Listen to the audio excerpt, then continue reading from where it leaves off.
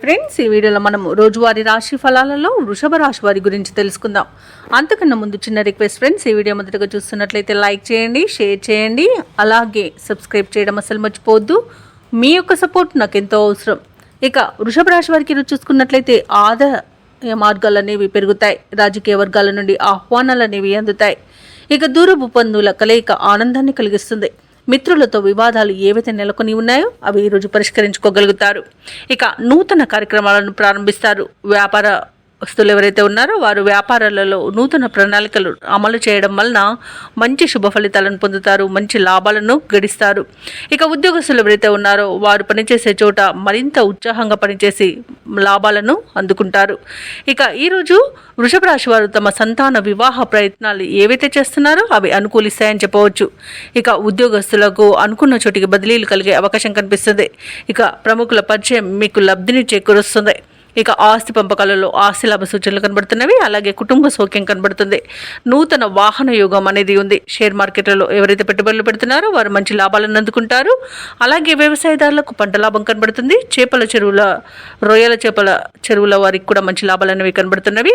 ఇక వ్యాపారస్తులు కూడా నూతన పెట్టుబడులను అందుకుంటారు. ఇక ఈరోజు ధనాదాయం బాగుండడం వలన రుణాలను తీర్చగలుగుతారు. రావాల్సిన ధనం అనేది చేతికి అందుతుంది.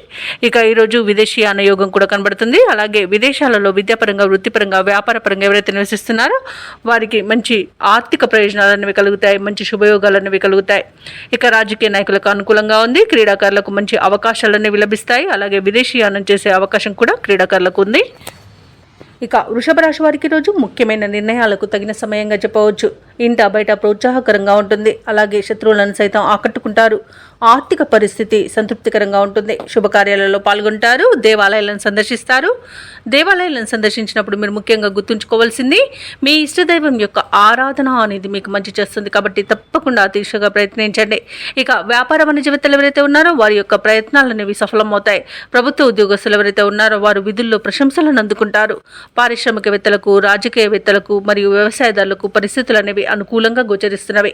కళాకారులకు కొత్త అవకాశాలు అనేవి దగ్గరగా వస్తాయి. ఇక విద్యార్థులకు నూతన విద్య అవకాశాలు అనేవి అందుతాయి. ముఖ్యంగా మహిళలకి శుభవార్తలు అనేవి అందుతాయి. ఇక ఈరోజు వృషభ రాశి వారికి అదృష్ట రంగు గోధుమ, ప్రతికూలమైన రంగు నీలం, అదృష్ట సంఖ్య 5.